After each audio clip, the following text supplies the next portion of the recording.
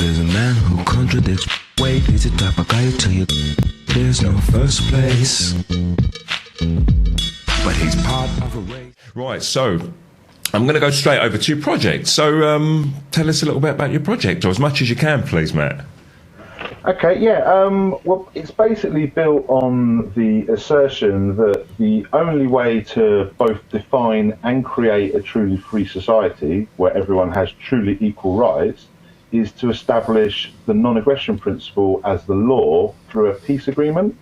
Okay. And for anyone who doesn't know what the non-aggression principle is, it's basically a principle built on the concept of self-ownership, which is the idea that everyone has right over only themselves. You own yourself, your body, your actions, your consciousness, and you're responsible for yourself in equal measure. And the non-aggression principle is basically just the moral principle that comes from that concept. So if you accept that everyone owns themselves, then it sort of becomes self-evident that it's obviously immoral to initiate force against people to violate their self-ownership in any way, whether that's robbing them, assaulting them, or trying to rule them, through the threat of force, which is something that governments do to this day. So absolutely, yeah. That's the sort of short version of what it's about. And just one little quick thing as well, establishing it as law through a peace agreement, because one thing about this principle is that you can't rule people. That's a violation of that principle. So the only way to establish it as a law without contradicting itself would be to establish it as the terms of a peace agreement. So rather than there being like a ruling body that says this is the law because I say so, we're having this kind of peace agreement where we say this is the law, not because any one of us has authority to say so, but just because we agree on this basic principle that everyone has right over themselves. So, we mustn't initiate force against peaceful people. And one other very quick keep going. It's just worth noting as well that the non-aggression principle is not a pacifist principle. It doesn't prohibit the use of force completely. It just prohibits the initiation of force against peaceful people. You can still use force to protect yourself or protect others, yes, as an act of defense, but you're not supposed to initiate force against people that aren't themselves, threatening you or attempting to hurt you. Superb. I'd be grateful if you don't answer my questions before I get to them. And not that we planned this. What I'm saying is I was going to ask you how would you implement it, because it seemed to contradict itself. And also about the pacifist thing. I was going to word it differently, because that's one of my concerns. Not a concern, but I always mention it. My kind of character is about, I sometimes have a go at people, but at groups. I never isolate individuals. What I see as particular groups, genres, or whatever. And the pacifist happens to be one of them.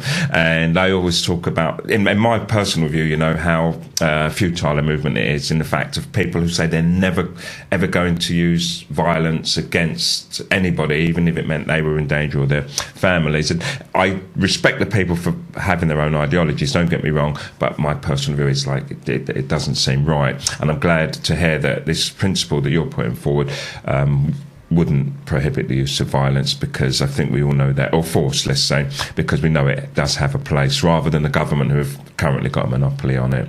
So how would you intend to implement this? I'd imagine you want to do it on a international scale, but would it start with education in schools? Would there be, well, I'll ask you that question directly. How would you intend to implement something like this?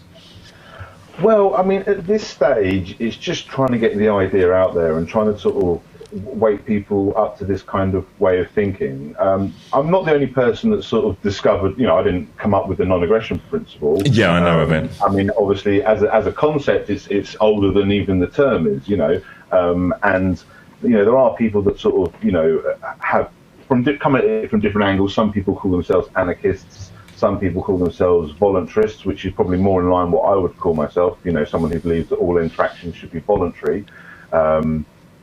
But like I say, the format that I set up for how it could, in theory, be implemented once you got to that critical mass of support would be through this peace agreement. But how you get to that critical mass of support, to be honest, that's sort of an area where I can't give a solid answer, because Understood. I'm not the field myself. It's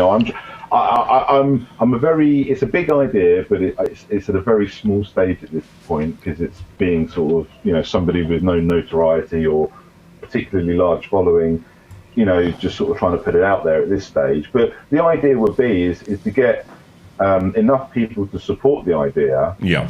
So that eventually down the line, and obviously this is way down the line, but eventually down the line, you get to that critical mass where like for example, where people are divided, like with their left and their right wing politics and their political parties that they vote for and stuff like this. Sexual, racial division also. Yeah, we're divided in a million ways. Yeah. Exactly. And I want to sort of present this as I say, well, look, do you know what? For all the differences we might have in our economic preference, in our cultural preferences, in, like I say, in race and all these sort of things, all these differences that don't really matter when you get down to the real, nuts and bolts of it.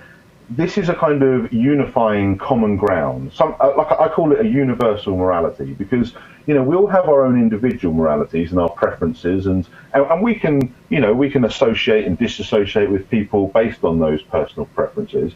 But what the non-aggression principle is about is when we can actually use force against people. I mean, that's what it's really about. That's why, I call it, say, establishing it as the law, but I also say establishing it as the terms of peace, because that's kind of what the law is. It's the terms of peace. It's basically saying, look, this is the behaviour that we won't tolerate, and this is where people can use force to stop you. If you do this, there's other behaviour that we might disagree with on a more subjective level, and we might say, well, we don't want to associate with you over that, but it's not, you're not committing a crime, you're not committing an act of aggression, so we can't use force to stop you. We can use peaceful methods to discourage you or disagree with you, or, understood, and all of that sort of thing. But this is about setting a universal standard for defining crime.